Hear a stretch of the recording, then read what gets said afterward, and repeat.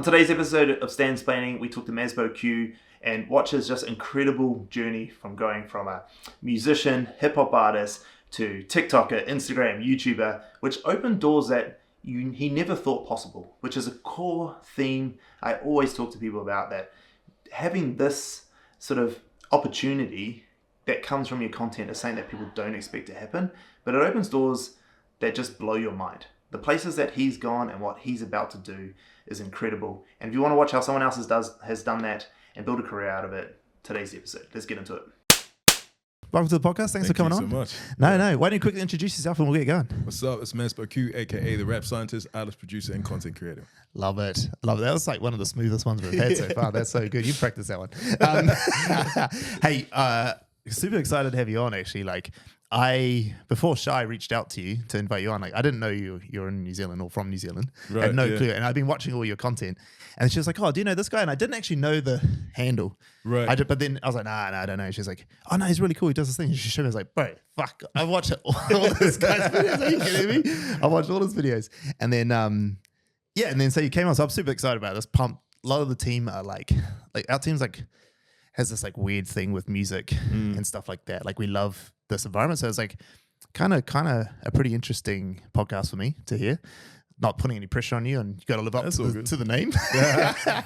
But anyway, like I said, I want to get started on just knowing where this journey started. Yeah. So where did this music and content and all this, where did it come from? Where did it start? Yeah. So I guess the most appropriate starting point was at the age of 4. My parents compelled me into classical piano, which was very weird because neither of them are hardcore musicians. They're both somewhat musical, but not to the point where I'd expect them to do something like that. But they did, and I ended up playing classical piano, doing Trinity College exams until the age of 12. Wow. Until I was autonomous enough to be like, I don't want to do this anymore. Yeah. And at that point in time, I had this friend at intermediate school. He had a drum kit at home. Yeah. And I would go over to his house and he would play drums, and I was just enamored by it. I was like, man, I want to do this. He was playing bands like Tool, Slipknot, POD, that kind of stuff. So I started learning that kind of music on drums, and I fell in love with rock and metal, and that was my whole thing throughout high school.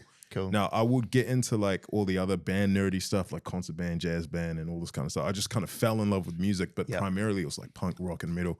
And I would start expressing myself through not only drums. I do bass, I do guitar.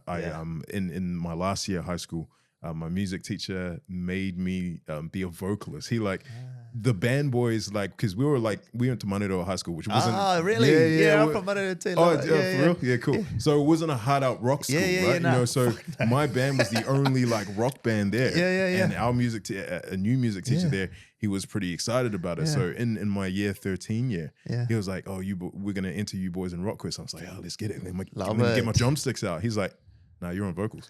I was like, what? So I was like, man, I got to learn to be a vocalist. He was like, you better start. I took itinerant singing lessons for 3 weeks and then learned to do vocals. And then that year we ended up winning regional finals, which was amazing. Awesome. Yeah, something I never, but and so I fell in love with being a frontman and being a vocalist, right? And so that kind of completed the puzzle. So at school, I was playing all these different instruments. I was into composition, arrangement. And so I was like, I really want to make my own kind of music, right? So at the time, it was mainly metal and rock, and on the side, I was kind of doing this hip hop thing because I loved it on the low key. Yeah. And in parallel, there was this kind of identity thing that was going on. Yeah. Because being African in New Zealand, especially in the 90s, early 2000s, wasn't very common, right? I didn't really have anyone to look up to. Yeah. I didn't have anyone that modeled what being an African New Zealander was. The closest thing to me was when I looked on TV and saw these dudes doing rap. Yeah. I was like, man, they look like they've got the same lips, the same nose, the same skin. We must be connected. So there was a way in which hip hop sort of felt like home to me. Yeah. Right. Especially when I was so isolated. Yeah. And so I kind of reclused into it.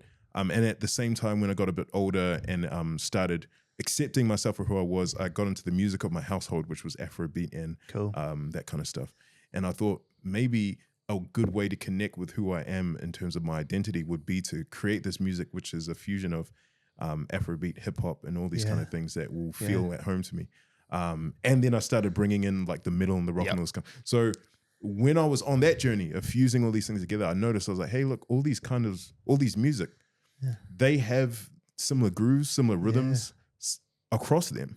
why is it that we only study jazz and classical at school? Yep. When rock, the hip hop, all this kind of stuff has got the same stuff in it as well. Yeah. So when I got a bit older, and this was fast forward to like, I'm going to say 2020, 2021. Yeah. I was like, why don't I just try and communicate some of this rap stuff in the same framework that they use to communicate this other music? Yep. And see how it goes. Yeah. Explain my approach to rapping in terms of music theory. So I started doing that on TikTok, and that went crazy, like beyond what I thought. Like the first week, I went from 2,000 followers to 60,000. Wow. You know what I'm saying? That's when I was like, damn, huge. all right, yeah. That was when it was on educational content. Yeah, exactly. And that's when it wasn't super common to Yeah.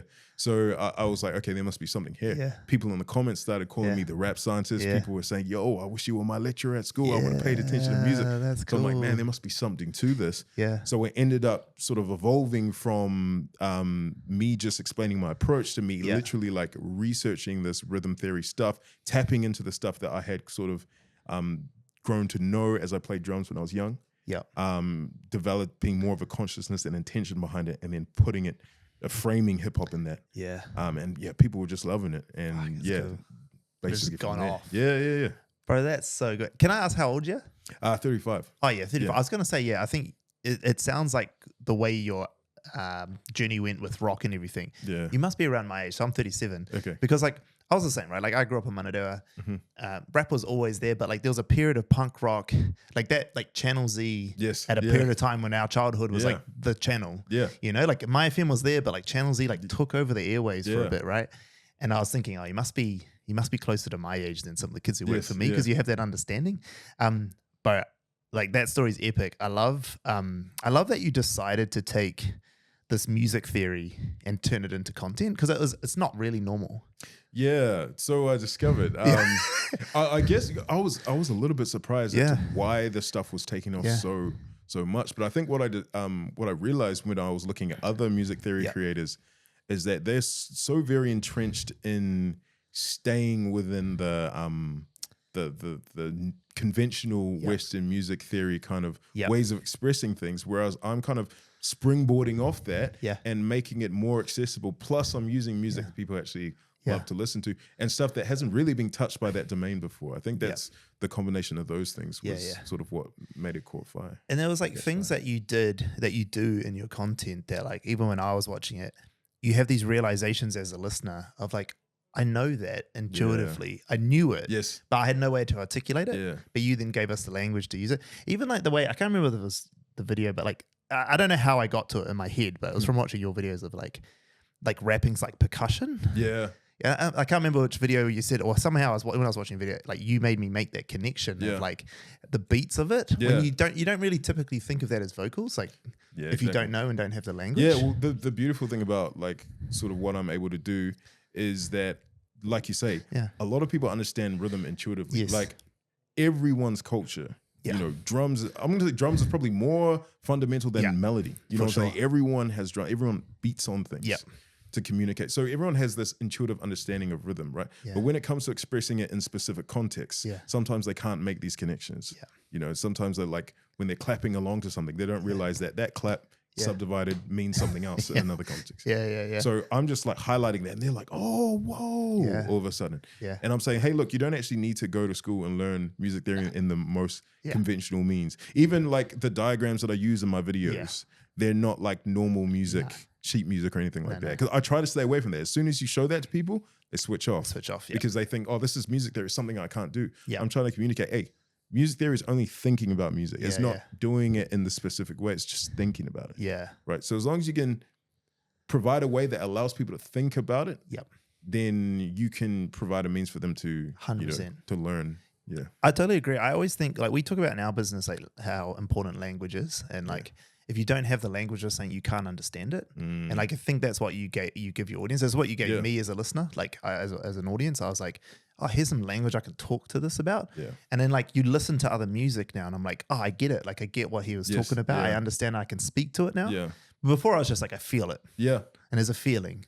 But like I think it's so important for people to have the right language to be able to talk, because you can't even have the conversation, which kind of leads into some of the other things that, you know, your music represents and the issues that you talk about in some of your music, like you putting language towards these social issues and things. Where did that part of the music come from? Yeah, so that was definitely the identity struggle. Yeah. And so I had a lot of like internal hatred to unpack and to like untangle and stuff. Yeah. And that took years. Yeah. And music was a way to sort of express the frustrations, talk about the things that I thought needed to change about the world around me and myself, and just find community and figure it all out. And when I listen to, like, again, coming back to those different musical influences, like the hip hop America, obviously so much revolutionary talk in there, but also back home, like Afrobeat, Fela Kuti, massive revolutionary. Yeah. You know, so I just started seeing these themes like just thrown across, and I'm like, what do they mean, and how can they relate to what I'm going through, and what's the thing that I need to stand up against and break through, break out of. And I started just putting those words, and it made the most sense. Like it made sense for me to use music to do that. Yeah. And for the longest time, I was like, because my music before used to be way more political than it is now. Like it's still political now, but it used to be way more political. And for the longest time, I was like, how can people use music for anything except this? Because this seems like the most important thing, right? And I managed to like grow up and chill a little bit from that. But you know, there's still a little sense of that. I'm like, yo, music is like this kind of sacred, important thing. Like surely we should be good stewards of it. Yeah. So yeah, it feels like a very natural thing for me. Yeah, 100%. Tell me about that, because like you're right. Like so. Being African in New Zealand is not normal. Like, you know, like when I say that, I don't mean that. I know what you're saying. But like, you know, like it's not, the percentage of population's not there. Like how was that? Like, because like, especially in a country where we already have our own crisis with our own indigenous population, like growing up like Pacifica, like my dad, like I remember with him, he was telling me how, so my dad's from Cook Islands, and when he met my mum, who's Pakeha, he told her he was Maori because like he couldn't, like, Islanders were dogs. Yes. You know, they couldn't talk. So you've got that struggle going on in your culture that you live in, but then you're like a whole nother level. Another one. Yeah. You know, like you're again. So like what, it must have been a journey. Man, I tell you what, it's an ongoing journey. It's an ongoing conversation. Yeah. So one of the really interesting things that happened back in 2020 when the George Floyd thing blew up, and there was a group of us who organized that first Black Lives Matter protest. Yeah. The little sort of group of us who were organizing that the night before, we were in conversation with someone from the local iwi, just to make sure everything's cleared.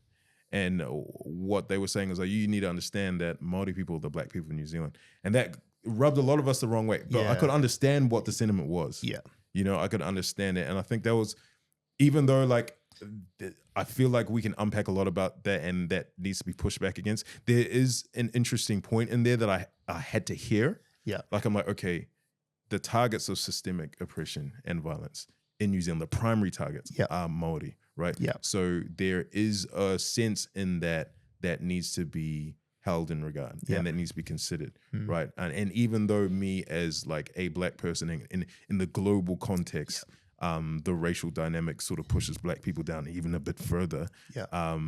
In my immediate context, I need to navigate that with this in mind, you know? So it's an ongoing conversation, one that there's been a lot of struggle and been a lot of tension, but there's been a lot of growth as well. For sure. Like Aotearoa is learning. Like we've only been here for, like, the black people started trickling in here around the 60s and then started sort of coming more in waves from the 90s. So for sure. We're such a young population, and that extra dynamic is new to everyone. So we need to figure out collectively how to navigate that, and I think that's what we're slowly doing. No, absolutely, I totally agree. And it's quite cool to be out, like you said, with music, to use it as that vehicle for the conversation and give us the language like we talked about, because there's like two things with music, right? Like sometimes you can listen to a song that's political or whatever, not even realize, but you enjoy the song. Yeah. But then that enjoyment of the song pushes it to more people. Yes. Which then the people who need to hear it or do something from it will then finally hear it. Exactly. So like that's what I love that for music. Like it's like there's plenty of songs that you go through listening to and you're bopping along to, and then like it's not till later on you watch a video like on a channel like yours that talks about it, and it's like, oh shit, I didn't realize that's what they're talking about. Yeah. So tell me, like, what is it that you do outside of this? This is all I do. It? Yeah. So tell me about that. Tell me about the career of this now. Yeah. So the music is multifaceted. Because I grew up doing so many forms of music, like playing instruments, doing composition, all this kind of stuff. Yeah. I built the skills to produce and to engineer. Cool. So I work a lot with a lot of artists. Cool. You know, with a lot of local, not any big guys really, just a lot of local guys. So I'll like be producing, I'll do engineering. So that brings in some income. Yeah. There's obviously my own music. I do live shows and stuff like that. I'm also into like some voiceover work. Cool. Just like broader creative stuff that I'm into. I've got brand agency, Johnson and Laird. They represent me for brand collabs, so that's a good income source as well. So between all I do a lot of music mentoring. Okay, cool. So for the New Zealand Music Commission, I've been doing mentoring in schools, that program there. Oh, cool. And then I work with Shore Junction as well. They're like a youth sort of facility. So between all these kinds of things, they just all add into contribute. I love that. And then when you talk about like your own music, how is this teaching people about music help that part of it? Like get your own music out. Has it? Yeah. How's that been? Oh, so like it's been a while. So basically a big struggle for me is like I've had my music, because my music came first. I had my music and then I had this come up as a rap scientist. And the profile was huge with the rap scientist. Yeah. But the struggle was connecting it to the music. Okay, how can I get people to be like, okay, he's the rap scientist. Now let me listen to his music, right? That took probably a couple years to figure out. To be honest, I tried. I was like, okay, let me use my music as examples, right? And that kind of worked, but it only really happened this year, where I figured out that I need to tie the music and the content creation even more closely together. So before I was making whatever music I wanted. Yeah. And then trying to find ways to bring it to the rap science, and it wasn't really working. What worked is when I was like, I'm going to make music to analyze. So I'm going to make it dense with rhythmic complexity. I'm going to do all these really cool flows. I'm not going to care about whether it's radio playable or commercial, whatever. I'm just going to make this crazy ass music that I can bring to my channel and be like, check this flow out, check this rhythm technique out, do all this kind of stuff. So I started doing that. And then when these videos would blow up, the songs would blow up as well. And then I'm like, that's it. That's the connection. That's what I was missing. Yeah. So like for the longest time, it was only the content creation trying to reach into the music. Yeah. But I didn't try and get the music to reach the content. So once I started doing that, getting the music to reach into the content side of things, tying them together, then everything sort of came up. I love that. Yeah. What I really love about what you're saying there, that reach-in analogy is so good, because I talk to heaps of music artists just throughout our business, and like they have this thing that the music should stay pure, separate to the content. The content should just highlight what it is, and it's the content's reaching into the music. Yeah. And they're like, why isn't it working? And I was like, because they're two different mediums. You're trying to do a thing on one medium that doesn't do this. Like this is music. Like it can use music, but the music needs to complement this piece. Well, you know what's interesting? People need to realize this: content isn't actually new. Content is like it's like in its current form now. It's the same zeitgeist. It just looks a little. So if you go back, there's 20 the word years, zeitgeist. Sorry, it's an internal joke. If you go back 20 years, right, and you could only really be a musician if you were on a label. Yeah, labels would be like, okay, hey, this and this is happening in the culture right now. We need a song that does that, right? They tell their artists on the label, make a song like this. Yeah, the artist makes a song like that, it gets big.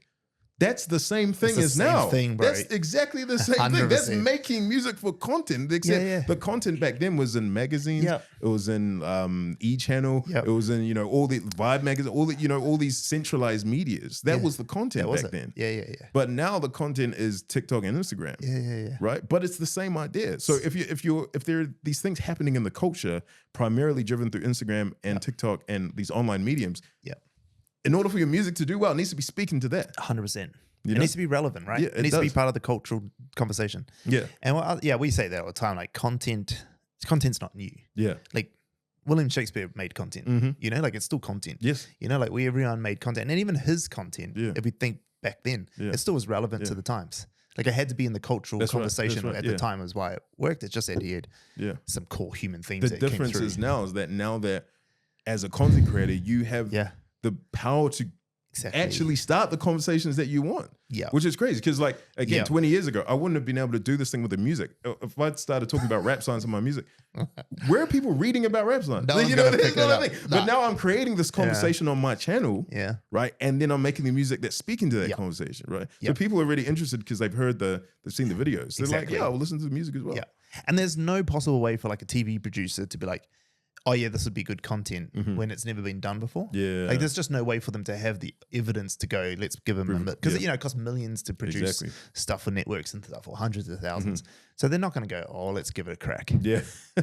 But like you can realistically go from your TikTok channel to a Netflix series. Oh, 100%. Like definitely, right? Because like, I mean, there's been heaps of Netflix series on music theory stuff. Yes. Not necessarily theory stuff, but more like like music breakdown stuff. Yeah.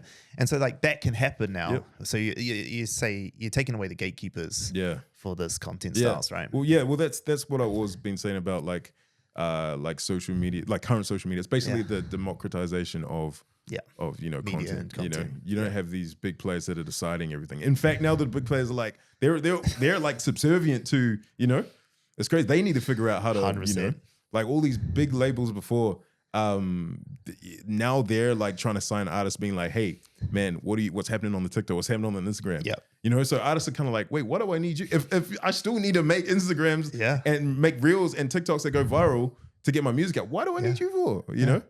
So I think a lot of people are realizing that. Yeah. It's that, and like, so the labels have to have something more. Yes. They have to have something more for you, right? Yeah. And like some of the stuff like, running a massive worldwide tour, most people just couldn't do that. Yeah. So you're going to need a label to help you do stuff like that. But like getting your music to people, nah, you don't need a label for that anymore. And even, man, I'll tell you what, even the world tours, like, Connor Price? Yeah. I was going to say Connor Price, but he's like an enigma almost. He's an enigma. But you'll see more and more like him. You'll see more and more like him. Yeah, you will. You definitely will. Like, I love Connor Price. Like what he's been able to build. Even Tobe Mwigwe, the guy with the mint, Yep. He's another one. Yep. Like he came up doing videos and videos. He now, he reached the highest of heights. Yeah. Just doing that. So just doing that stuff. It's definitely it's hard, but it's possible. The thing is that people need to realize the label world is hard as well. Yeah. Just because you get signed to a major, it does not mean you're gonna make it. No. Like it is a small percentage of people who are signed that make it. I think it's something like 90. They sign like 95% of people they know aren't going to make it. It's that 5% that managed to cover all the losses. Yeah. So it's like the tech startup world, right? It's just like, I'll invest in 1,000 companies. Hopefully 2 of them go off. It's the same thing. Is that? And that's why I said, like, if you are actually good at making music, then just make it. Yeah. Just make and put it out. Yeah. And people, if it's good, people will like it. Yeah. I do eventually. I think that's the thing. Yeah. You got to have but time. you don't know how much time it is. That's the hard thing. Because I've seen people that I'm like, I'll tell you what, if I had stopped doing what I was doing at the start of last year, I had 7,000 followers on Instagram last year. None of my songs were over 10,000 listens last year. I could have easily just been like, this ain't working, dog. Yeah. You know what I'm saying? I was 7 years in last year. I was like, I've been doing 7 years and not working. Yeah. I just need a few more months and then wow. So like you just do not know. You do not know. I tell people, as long as you still love it and as long as you can still do it, keep going. That's it. Keep going. Yeah. Especially, you would have been, 34? It would have been very okay for you to be like, all right, give this I'm getting old. Yeah. You know what I'm saying? I better get a proper job. I don't want to be that 35-year-old dude that still hasn't made it. And so people still making TikToks. Exactly. And people still see me as that. I'm like, okay, cool. Still, y'all still see me as that. But like, what's going to happen in 5 years' time? Oh, man. You know what I'm saying? Yeah. If this trajectory, Exactly. Well, because actually I want to talk about that, like, because I want to talk future with you. Like, you told me I don't know how public it is, but you're going to the US. Yeah. And so, like, tell me a little bit about what is that? What is that? Yeah. So literally, that is because of the doors that opened up from the TikTok stuff and the Instagram stuff. Yeah. So I think what a lot of people need to realize is that this TikTok stuff, this Instagram stuff, like has real world implications if you actually take it seriously. Yeah. So the first indication to me that this was actually something was back in 2022 when the social media manager of Foot Locker reached out to me. Oh, okay, cool. Yep. And they got an agency on board because they were releasing their ATTN Monsters or something like that. Okay. They were doing a social media campaign. They were like, we want this guy to do something. We don't know what we want. We want to do something. So that creative agency was like, hey, do you want to make the music and the sound for this campaign? Cool. ended up being like 10 grand for 45 seconds of music. And I was like, well, firstly, that's more music. There's more money I've ever made from any of my music in the past combined in 45 seconds. So I was like, okay, this social media is doing something. I found out that they found me on TikTok. They wouldn't have found me, you know. So they found me doing this rap science thing. They were like, oh, he must be a rapper. Let's go check. Oh, his music is good. You know, so I'm like, oh, okay, this TikTok is doing something. So I just kept doing it, right? And one of the big things that happened was that there was this music theory page on Twitter called Threatening Notation. Viral music theory page. They exist. They found my stuff on TikTok, reposted it on Twitter. A bunch of music professors then caught on to me. Cool. They're like, who's this dude? Right? So last year, I had a collab with an artist in DC. I was going to go over there to do a video. Right? My mate over here, he was like, bro, just put out a call out and say, any professors want me to come to uni. And I was like, oh, there's only 3 weeks before I leave. That's way too. They're like, look, worst people can say is no. Of course. So I put out on Twitter, I said, hey, look, any North American music professors want me to come through, right? So one from the University of Louisiana, she's like, yeah, come through. I was like, oh, damn. Okay, sick. So I booked my ticket to go to Louisiana. And so I went to LSU and Southern because they connected together. And then I also made a connection at Berkeley, which was a dream come true. So this was the last year, right? So I was on my way to Berkeley as well. And then someone from Harvard was like, well, since you're coming to Boston, right? You're going to Boston, come to Harvard. I was like, okay. So yeah, last year I ended up doing this four-stop university tour of me, you know, teaching this kind of stuff. And so that was me like getting the whole presentation thing at universities under my belt. But it was also like shimmying me into this market that I wouldn't have been able to get in otherwise. You know what I'm saying? Because I did some performances over there. I performed at Berkeley's concert. I performed at LSU. So now they're seeing me as a musician as well. So that's so good, bro. Right? So this tour that I'm going on now, I'm like, okay, I've done the presentation thing. I've shown people that I've done it because I videoed them. I put them on YouTube. So now the Hip Hop Congress, they're like a sort of nationwide hip hop educators thing. They found my stuff. They're like, okay, he's done speaking before. Let's bring him over here. Cool. Let's give him the talk. So that's what I'm doing in San Francisco. And then Berkeley was always like, hey, we love what you did when you came last time. Let's come back again. We'll give you some more classes to do. We'll give you some more sessions. We'll make a whole thing of it. Because last time I was only there for a couple of days. They're like, look, give us more time and we can make something bigger. So that's what I'm going back to do now. So that all sprung off from the TikTok going onto the Twitter and all that. So that's what I'm trying to get people to understand. Like, you take the social media thing seriously. It will open serious doors. Man. That you didn't even know were there to open. Didn't even know I was there to open. Like, that's the thing that I keep like thinking about. Like 2 years ago, 3 years ago, if you told me I'll be here, it's not as if I'm so far up right now. It's more like I'm just in this place that I didn't even know was a place to be in. I didn't even know like I could be this kind of music educated dude who would like be rapping, be talking at universities, be meeting.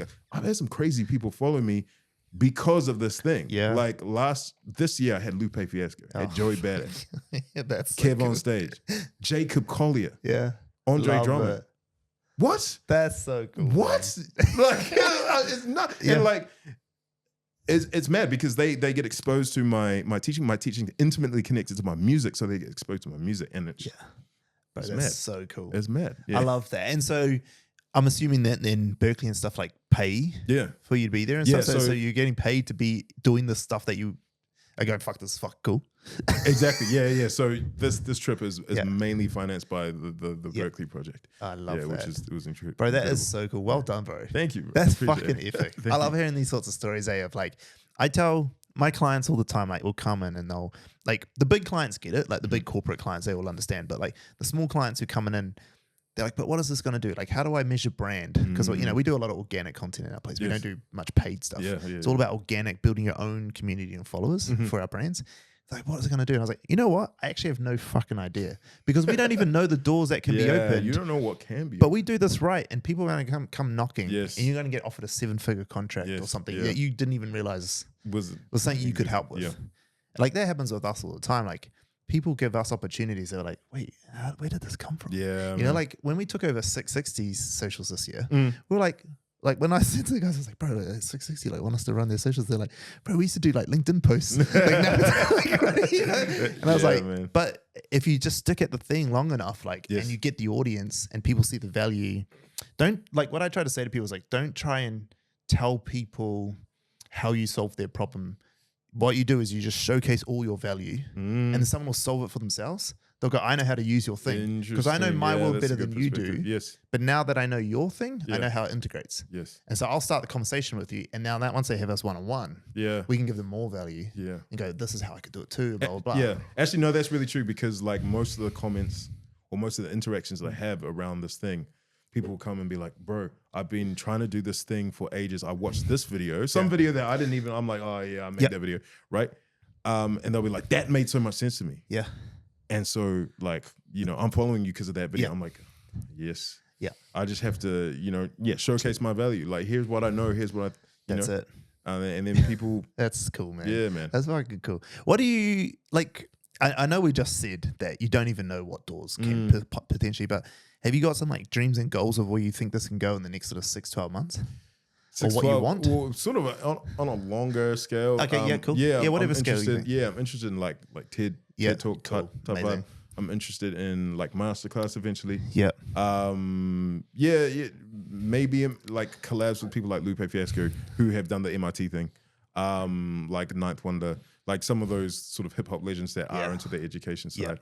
I'm already like doing some guest classes with, I don't know if you've heard Pendulum. They're like the first Pendulum Inc. They're like the first kind of hip hop school run by Mickey Fax. Yeah. So that was a great connection. I'm doing some guest classes for them as well. So there are these really interesting spaces. I'd love to get more into the like hip hop convention thing. So this kind of hip hop conference is the first kind of entry point to that. Okay. But there are some amazing like hip hop conventions that happen in Atlanta, and all these really key places that I'd love to sort of get into as well.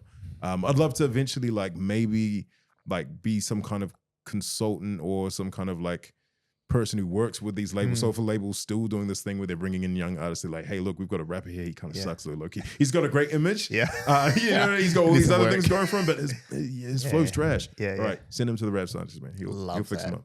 You know, there's that kind of stuff that's... What about your own music? Yeah, man, I'm gonna still chase pushing it down. that too. Yeah, I'm I'm still chasing going it down after because that, I love doing it. I'm just tying it into everything now. So the music that I'm working on at the moment, I'm working on like a rap science EP.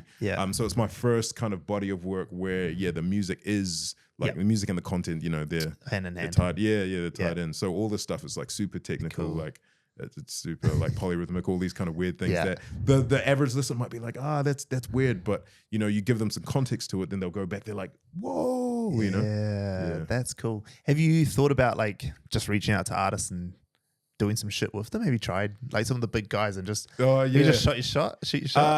Not yet. I'll tell you what. I feel like I'm going to like the way things are going at the moment. Like I'm just going to start attracting and one of the big things about education is that like education and hip hop is you're fighting egos all the time. Always. You know what I'm saying? Always. Like there's something about hip hop. Something I'm not going to say something. I know what it is about. Like the culture of hip hop and rap, the origins, like coming from battle rap, coming from like boasting, coming from showing yourself. There's this thing of like, as soon as you're in hip hop, you're the best. And I get it. It's never true. You know, it's very rarely true. But there's this kind of aura that you have to have about you as I'm the best. So sometimes that can get in the way of people wanting to actually be like, hey, I'm gonna reach out and learn. So there's something there. But I think like, I guess I'm just trying to make this thing.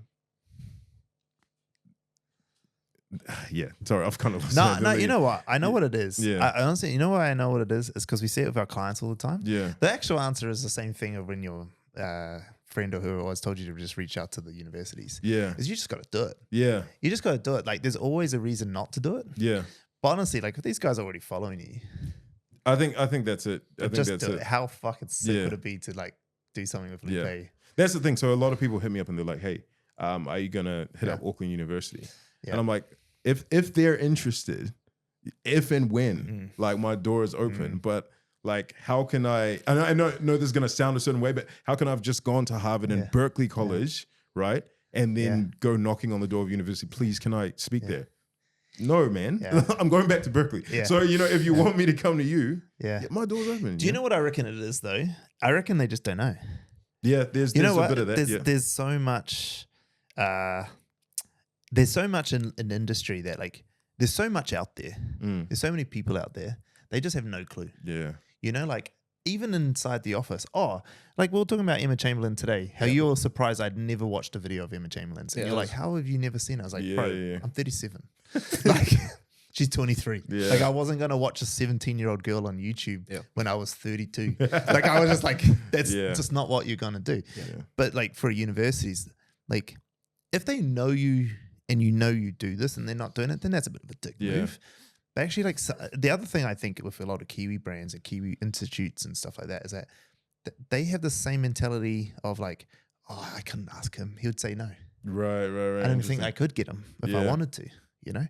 But like, imagine like AUT Manukau campus, like they would fucking love it. They probably just don't even know they can. Yeah. Well, I'll go there, like for sure. If they ask, like, because I mean, I do a lot of work with high school. I did work with intermediate. Like, there's nowhere that's below me. No. Of course. It's just they've got to know. Yes, yeah, they do. And I think sometimes like what I always say to people is like, fuck, like, don't get in your head about these places. If you want to do it, do it. If you don't want to do it, don't do it. Like, if they come to you, cool. But like if there are people you want to, like places you want to speak at or people you want to do shit with, like you just ask the question. Them up, yeah. What's the, like your mate said, like what's the worst thing that happens? They just say no. Yeah, they say no. They just say no. Or just ignore, Or just ignore. Oh yeah, most of the time they just ignore you. People don't know how to decline, People just ignore you, leave you on red. Yeah, you know? What would be some like cool like things that you do that you want to do that if you did do it, you'd be like, holy fuck, like this is it.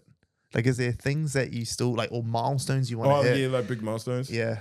I think some of the big festivals would be one, like something like Roots. Cool. The Roots, garden thing. Yeah. Or something like Coachella would be great. Yeah. But then maybe on the education side, I guess it would just be that. I think the masterclass would be one of those. Yeah. One of those big ones. Yeah. Yeah. Yeah, make one of them. Yeah, or I'll tell you what, like getting like on Sway in the Morning or something. Yeah. Where we do a spot where I talk about, hey, look, I'm coming through with this kind of theory side of thing. And he's like, all right, show me what you got there. And then, I get to get a chance to demonstrate that. I think that would be a big one for me. Yeah. What about other, like, do you ever want to like do stuff with other, like say hip hop creators or other educational creators? Is there anything in that space that you want to do collabs with? There are a couple of creators that I've linked with, and it's just a matter of like finding the time and finding the right thing. But there's this guy in the UK he calls himself the rapping science teacher. Okay. So he's really cool because he teaches high school like GSCE or GCSE, but he does it through rap. So he'll take all these mainstream rap songs and then just teach the syllabus through his rap. And it's actually pretty dope. He's been on like BBC UK. He's really dope. So we've been thinking about starting this fake beef where I'm like, you call yourself the rapping scientist, I call myself the rap star, and doing something like that. So there are a few guys like that. There's another guy who runs a show called like Hip Hop Science or something. Got it. So a lot of people who are sort of integrating these two worlds of hip hop and science, not exactly in the same way that I do it, but just in like the same kind of realm, I guess, in terms of the scientific and the hip hop. So it would be cool to do some stuff with them, but it's just about finding the right opportunity. Prior to like some of this taking off, like you've been doing it for 7 years now, like what did you do as a career? So I studied computer systems engineering at Auckland. Auckland University, which is kind of like it's the integration of software and electrical. So it's like computer chips, robotics, that kind of stuff, like the digital and the electric domain. So for people who do that, they can sort of branch more to the electrical side or the software side. I went more to the software side and I worked for Serato. Okay. Awesome. For 6.5 years. That makes sense. Yeah, exactly. So they're like the only like audio engineering company in New Zealand. Huge. So I was there for 6.5 years. And for a while I was like, this is my thing. Like I'm gonna be this software dude that does audio and that's gonna be great. But like there was something in me that was like, nah, that's not really what you want to do. So in 2017 I took the leap away. Went from a decent salary to nothing. I never look back. And you got to take those leaps to get to these things, right? Like it was the same with us. Like, so I used to run hotels for a living and like had a really good salary. And then I like convinced my wife, who was my partner at the time, like, hey, we should like quit our great jobs, give up our beautiful high-rise apartment in Melbourne and like move to Auckland. And she's an Australian, and she was like, why would we do that? Our life is awesome. Yeah. And it's like, yeah, but it could be better. Yeah. Like we could do so much more, and we'd enjoy it more because it's ours. Yeah. You know, and it was the best decision we ever did, like to get to where we have got in the last few years. So, but I want to loop back on that. So taking that leap, I'm assuming that's what happened, which is why I wanted to ask. Like that's not an easy decision. Were you on your own at the time? Did you have a partner? Family? I got married in 2014. Yeah. And so interestingly enough, it was my wife and like a lot of my family were like, do it, because they knew I loved music. I've been doing music my whole life. They knew I loved it. My parents, like being classic Nigerian parents, they're like, you can't study music at university. You need to study something serious, whatever that was. But their whole thing was like, get your meal ticket. That's the word they used. Yeah. So they were like, look, we don't mind you doing music. We just want you to make sure that you have something to fall back on, right? Yeah. So once I had my degree and had worked for a few years, they were kind of like, well, if you don't love this, it's time to do what you love. Cool. Like in 2017, no kids, no debt, which was significant. So both my wife and I had paid off our student loans. Cool. So it was like, if there's ever a time to try it, it's now, you know? And I was the one that was like, oh, but we're going to lose income. They were like, we just got to make it happen. You know? Yeah. So yeah, that's cool. Yeah, that support structure around you. Yeah, exactly. So I think that's something that's probably underrated or not really talked about enough in terms of having support. Not even just financial support. Nah. It's more just emotional. Like that's huge. Like just someone like when you're stepping into a place of high vulnerability. Yep. And because like that was the thing for me. Like if my music didn't work. After I left my job, I didn't have any excuses anymore. You know what I'm saying? Like prior to that, I was like, it's not working because I'm only doing an hour a day. Yeah. But when I left to write it, I'm like, okay, this is what I'm doing. Now I'm like, it has to work. If it does not work, it's not as if I have nowhere to go. I can still go back, but then there was something like deep in me that will be broken. Yeah. You know, because it was like this thing that you thought was your purpose is not, you know. So I was like, it was a very vulnerable place. Yeah. So having people being like, I believe in you. Yeah. Do it. Yeah. This is what you're supposed to be doing. Like people who are close to you is invaluable. You know what I'm saying? Invaluable.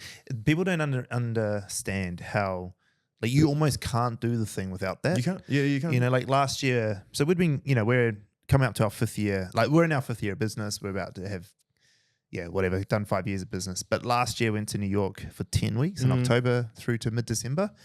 And I told the team here, like, hey, I'm going to go try open up our New York office. I'm going to go see what's available there and try to grow this thing. And like people, to be honest, people in the office like, yeah, that's Stan. Like, that's what he does. Like, he does crazy shit. And he's going to go over there and do this crazy shit. Yeah. And so we got there and we went over and like planned it for 6 months, got there. And the first day we landed, it was like 11 o'clock at night by the time we got to the apartment, had some food, went to bed. And I just like broke down. I was like, and I started crying and like, my wife Claire's like, what the fuck? Like, what's going on? Yeah. She's like, what's up? And I was like, what the fuck are we doing here?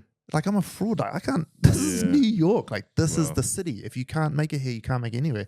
I got nowhere to hide now. Like, I said, I'm coming here. And I was like, I had this like, not panic attack, but like. Yeah, I know what you mean, man. Like, holy shit. Yeah. And she was just like, Stan, how did you build this business? Well, I was like, what do you mean? She's like, how did you build this business?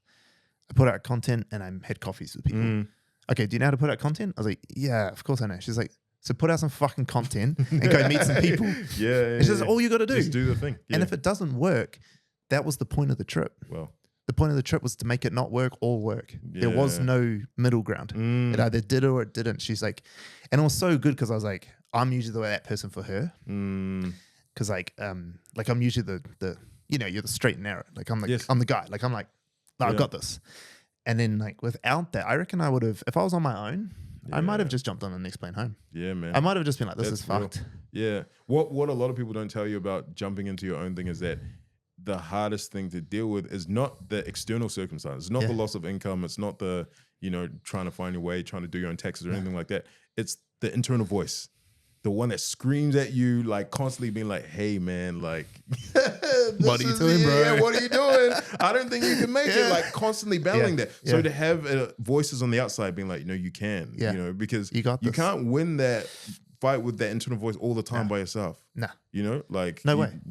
Yeah. No way, because it can speak faster than you can. It can speak fast. Yeah. Because it's at an unlimited pace. It can just go, and it doesn't shut off. Yeah. And like, I'm not someone who typically like. I definitely don't suffer from like mental health or anything. Like, I'm like quite fortunate in that position. That was a moment for me that I was like, holy fuck, like it can happen to anyone, right? Anytime, any place. Anyone, bro. Yeah. That's a real thing. And if I didn't have Claire, like I really would have struggled. Like it was really one of those moments like I couldn't speak properly. Like I was catching myself because like, you know, I was like trying not to cry. And the only other time I had that was when COVID hit. So we had moved back to New Zealand to start this business in October 2019. And I started like networking, put out content and whatever.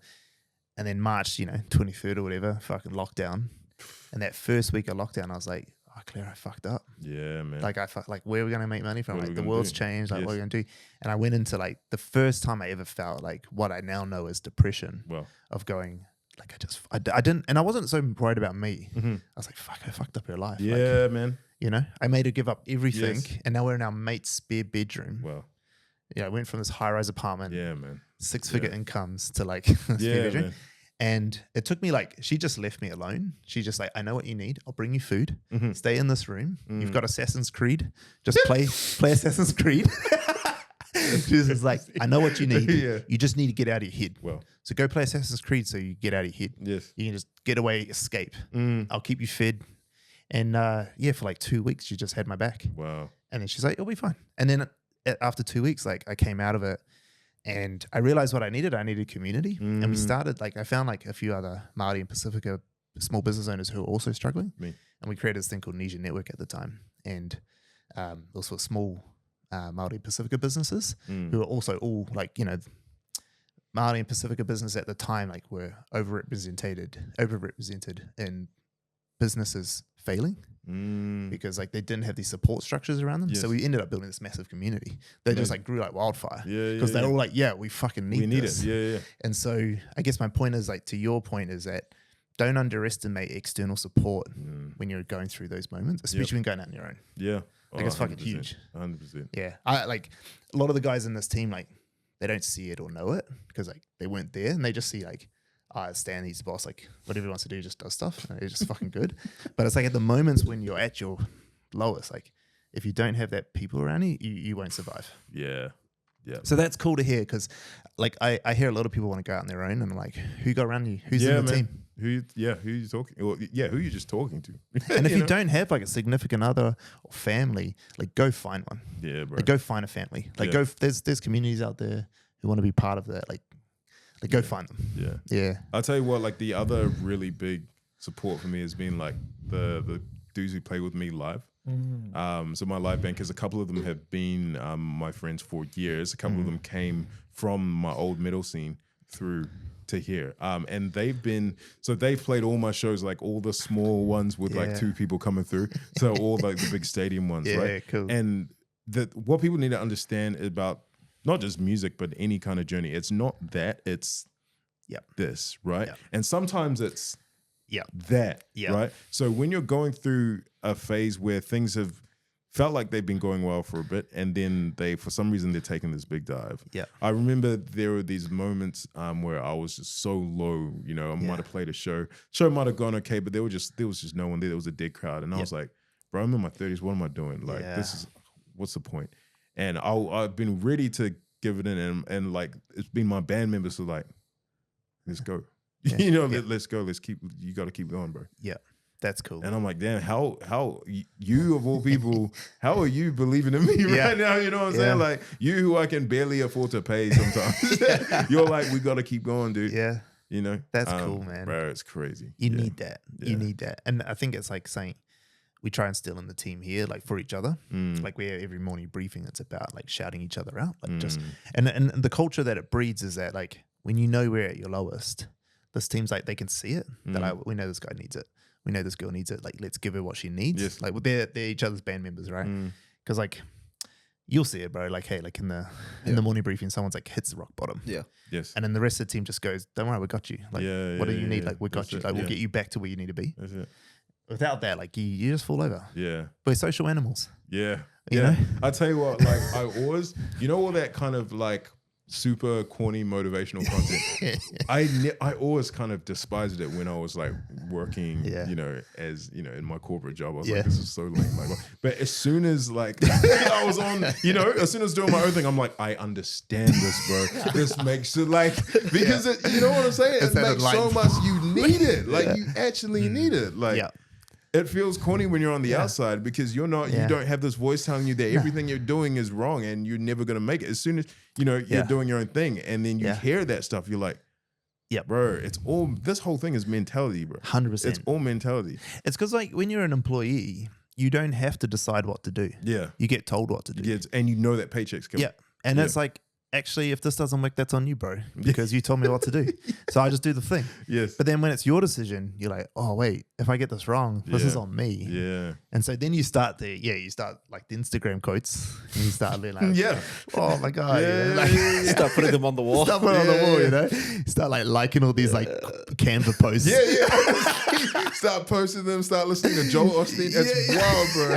It's so wild. I know, it's funny, Like on the same, like I remember I went through like a period when I first got into this, like just the YouTubers I was watching. Yeah. Just like inspirational business guys who talk shit. And I still watch them now and like half of them were frauds. Yeah. Just talking shit. Half of them were legit. Yeah. But I kind of think like, fuck, like it's pretty funny that I used to be like indoctrinated by this stuff almost. It's not wrong. Yeah. It's not wrong, but I used to like really need it. And there was, and I talk about that in a lot of the times when I give keynotes about YouTube was, if my hero's journey had a mentor, some of them were YouTubers. Yeah.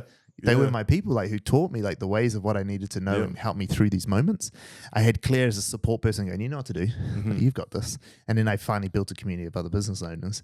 But like the mentor, the person who taught me stuff, like a lot of them are YouTubers, which is quite cool. And I think that's also something like one of the reasons this podcast exists is because like people will watch this. They'll resonate. One person will resonate with something you said. Yeah. Like, fuck, I should do my own. I got my world.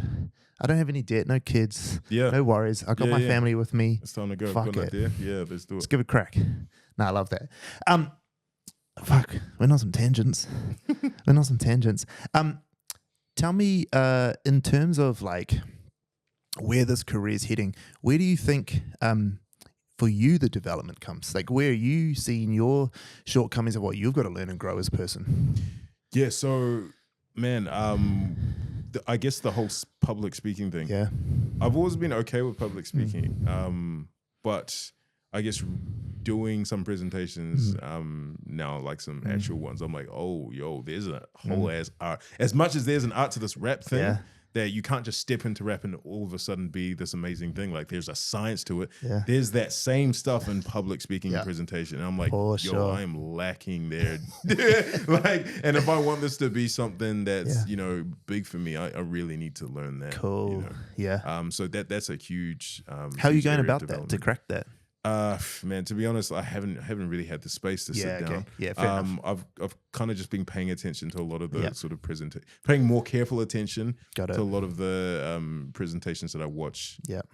And I realize there's stuff I need to do. Like I need to be able to like just memorize large chunks of ideas, memorize large chunks of like monologue and stuff like that. And often, a lot of the time it's one of those things where it's like, okay, I have this much time, so what's the most I can do with that time? And unfortunately, like, that stuff doesn't get prioritized. But I know that in order to really get to the next level, I'll probably need to build like a team where a lot of the stuff that I can do and that I might enjoy doing, but I probably shouldn't be doing, needs to be handled by someone else so it can free up the time to practice things like speaking, prepare a bit of graphics, prepare a bit of slides, you learn new software, that kind of thing.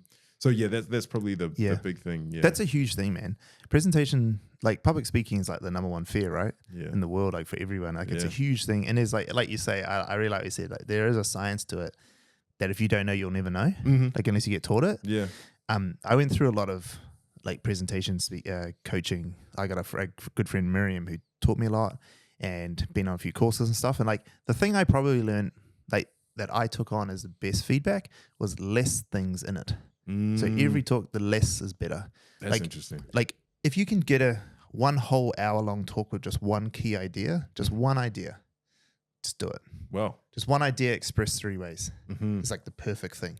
Because soon what happens is like, let's say you get given an hour and you've got 3 core ideas.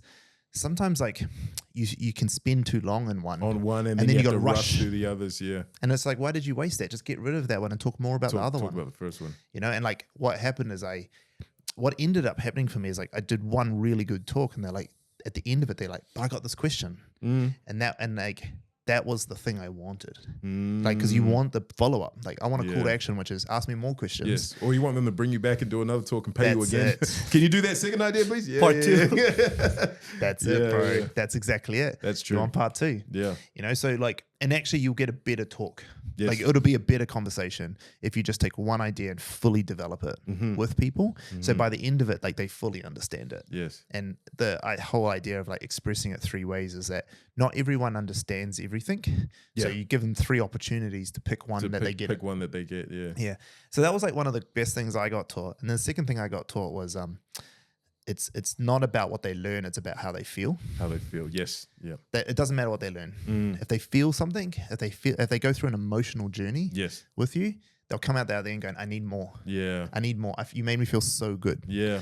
And like, so often my talks, especially when I'm talking to my core audience, like business owners, I share my story, which they all relate to because they all gone through cash flow problems, hiring problems, and like crying with your significant other going, fuck, how do I get through this? You know, they've all done it. So I instantly get them to relate to me, and then I share this one concept that then they have this epiphany moment. And they're like, fuck, that's what I got to do. Like I know what I got to do next. So they have this transformation and this emotional journey. They come out the other end of it, like fully feeling transformed. And when you do that, you've now left them with they wanting more and they want to feel good. They want the next idea and they want to feel good again. Yeah. And that's it, man. Like when I get those moments together on different talks and I'll try different things, I'm booked again straight away. Nice. The leads that come into the business because people are like, hey, I don't even know if I need you guys, but I want to work with you. Yeah, you know what I mean? That's dope. That's really dope. Actually, you know why that's really good advice for me? Because my main talk is literally 3 ideas. And I'm like, you know, I could probably just do one. And actually, like the one that I'm doing in San Francisco, is literally me taking one of because I'm like I have 45 minutes. I cannot do this. Yes. Let me just mention that there are 3, but I'm just gonna do one. And see how that goes. So I think I'm gonna go down that route more. Just like and develop 3 talks. Yeah. It's this idea of like slow content, the new wave of like slow content where you can let an idea breathe. Let it breathe and like sit with people for a bit. There's nothing more powerful than giving someone pause in a talk. Like just. It's real hard for me because I ramble. Yes. And so like my coach told me, she's like, if you say something, you know it's the point, just shut up. She's like, just shut the fuck up and just let it sit. Yeah. And because what will happen is that they'll first go, oh, that's a great idea. And if you go back in, that's all they'll get. But if you just let them sit for like that 15, not that long, like 3 seconds. Yeah, just a few, that idea will develop to the next bit. Yeah. Where they'll go, fuck, like that. You know, and you can see the crowd like audibly and visually going, shit, I get it. Right, it's the coolest moment. It's the coolest moment in talking. That was the best thing I learned. Like I'm still not amazing public speaker, but like those are some of the lessons I learned. But yeah, I'd highly recommend just like getting a coach. Getting a coach, Get a coach, bro. Yeah. Like it's like what you teach, you're getting paid to teach because it's value in it. Yes. Presentation coaches, there's value in what they teach. Yes, 100%. They're fucking good at what they do. It was the best thing I ever did. And then I just made a point. Like I was the GM who didn't talk. I didn't do public speaking. I was like really good one-on-one with people. Yes, Never spoke publicly. I didn't even put content out. Like I just wasn't that guy. And when I moved back to New Zealand, I said to Claire, she's like, well, how are you going to grow this business? I'm going to put out content. She's like, all right, well, you better start learning how to talk and doing all the things. Yeah. And so I just became a yes man to every opportunity I could speak at. And then I got coaches and then last year, I think I did like 24 public keynotes. Wow, yeah. And I was just like, this is it. I got it now. Yeah. Like now I can just rock up now. And I just tell them, like, these are the 3 topics I speak on. Which one do you want? Oh, I want it on personal branding. Okay, cool. I'll come talk on personal branding. Yeah, nice. You know, I got one on Friday night. And everyone's like, oh, have you prepped? I was like, I prepped like 3 years ago. Yeah. You know, damn. I don't change. And if you give me 5 minutes to talk or you give me 5 hours to talk, still one topic. I'll extrapolate it out to 5 hours. You just go deeper, Yes. more examples, Yeah. more one-on-one, Yep. more stuff from the audience, you know? Yeah. And if it's 5 minutes, like I've got a line. Yeah. Like I'll tell you a quick hero's journey and you'll get it. Mm. And it just became way better. Like it became way more powerful for people because they weren't like humans suck at like holding on to lots of stuff. Yeah. You know, and they just forget it. It's like your videos. Yeah. You don't, Yeah, actually, you know one thing I'm realizing is Yeah. that you can repeat stuff so much. Like I think have a lot to of repeat stuff. you have to. I think a lot of content creators, especially like the new ones, think that once they've put the video up, Yeah. once they've said the thing, never say it again. I'm like, that is not true. Just say the same thing Yeah. over and over and over again. Because the first time they're not gonna get it. The second time they're not gonna get it. The third time they're gonna be like, oh, yep, and then it's gonna slip away. Fourth time, fifth time, oh, I get it now, right? Only when they've seen it 10 or 11 times. They'll start getting a bit sick of it, but they're not gonna chastise you for that. They're just gonna scroll on. Cool, that person's got it, but these thousands of people, they don't have it. They don't have it yet. So keep saying it for them. 100%. I was like, damn. So because I was like, man, I think I've said everything. Like I have to keep researching this new stuff to keep putting. No, do the same thing. Just go back. You know that thing you said? Yep. Do it in another example. Do it again and again 100%. and again. I'm like, yep. People are gonna, It's also, I think it's also the same case in songs. yes. Like a lot of times, people call out rappers for like saying the same line over and over and over Same again. bar, yeah. But it's only a small fraction of people that actually notice that. Yeah, And most a very people small, are not consuming the whole content of this guy. Yep. Yeah. You're right. No, 100%. Humans suck at like seeing those sorts of things. It's Yeah. just not what we look for. A lot of our clients get the same feeling. Like, so we'll make content for them. Like, hey, here's the values you have. Like, we need to talk to this. This is the message you want to get across. And they're like, yeah, cool. That all makes sense. I want to do that. You go out for like 2 weeks. They're like, hey, we've said this thing like 4 times already. And it's like, yeah, I'm going to say it 400 more times. And they're like, yeah, but like my audience is going to get bored. I was like, the old audience might. The old audience. 4 weeks in or 6 weeks in or 8 weeks If in. they even see the If post. they even see it. Because the algorithms aren't even showing everyone your stuff. Exactly, You know what I'm saying? right? And I was like, and what are they going to do? Oh, I'm bored of all your content. Well, fuck. Like, the only people who will say that is if they weren't interested in the first place. Yeah. You know? Like, but the thing is that we're trying to grow audiences. Yeah. What about the new people that The come new on? people, yeah. They haven't seen it. Because like I think about all the creators that I really love.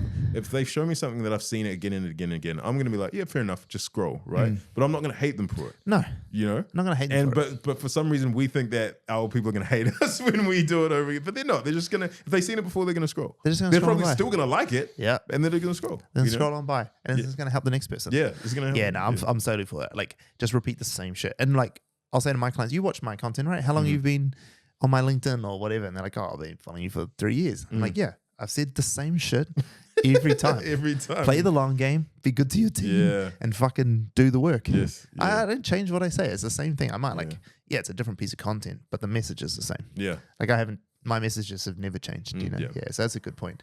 All right, we're coming up to an hour. That was cool. Like there's heaps of other questions I've got, but I'm probably going to go off on tangents that the guys are like, what the fuck are you talking about, Stan? Any questions for me before we end? Man. You don't have to, just in case you got anything. So you started this in 2020, right? Yeah. So it's been a massively fun. How was the the struggle I have Yeah. is trusting, like building the team and trusting people to do stuff because I feel like I need to do it. Got it. I know I need to let go, but how did you find people and be like, yeah, you're the right person for Yeah. this? Bro, this is such a good question. This is one of my core values, bro. Right. Yeah, This is yeah. one of my fucking pieces of content I repeat. So, okay, there's a couple things. And actually, I was going to ask you this off camera because you said something a bit before about needing like help and support and team. But let's do it now. So the first thing is that when you're first doing this leadership journey that you're going to go on by getting a team around is real hard. And people underestimate it. And they think, I just hire some people and I get them to do some shit. But it's just not how it works. Like building a team around you takes a level of leadership that you have to have. You can tell through your content and your journey that you've already got this basis of leadership already. So I think you'll be fine. You just need to don't underestimate how much that's going to take. That your new career becomes a leader. You're now a leader. That is now your new career once you start that. Well, so you can't underestimate how important that is. Because what you're essentially doing when you hire people in is you're like your first person, you're doubling your output. yes. Right? And so they are you. You need to lead them. You need to not underestimate how important That's this the hard is. thing, because I'm like, I just want to clone me, but I can't clone You me. can't. Yeah, yeah. You just can't. There's just no possible way. But what you can do, so once you figure out that actually leadership is everything, and that leadership isn't about being the one out front. Leadership's been about the one at the back, out behind, right? Everyone else. And is understanding that like my job is to make sure this person can do their thing the best. And they're never going to be able to do what I can do. Yes. They just won't. Yeah. Because otherwise they would go out on their own and do their own thing. Yep. They're not going to be able to do that. So what you have to be able to do is be like, okay, I'm going to do everything in my power to make sure you can do what you need to do. And I'm going to know that you're not going to be able to do it at my level. You're never going to be able to. I think that's the thing I need to be at peace with. Yeah, I need to be at peace with, They're never going to be able to do it to your level until you let go.